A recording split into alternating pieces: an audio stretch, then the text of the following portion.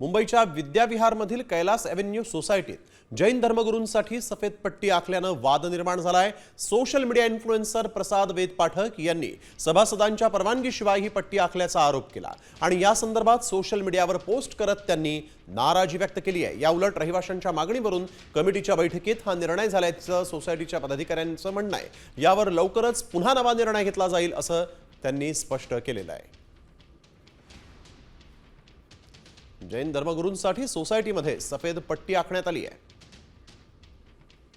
कळले, माझ्या पणजोबांनी ही जागा विकत घेतलेली आणि आधी पट्टी मारायच्या आधी आम्हाला विचारलं देखील नाही। एक प्रश्न हा सतत मनात खटकत राहणार आहे की आपली अवकात नक्की काय इकडे मुंबईत या मातीवर, इथले भूमिपुत्र आपण, इथे आपली काय अवकात आहे हे फार लागतंय।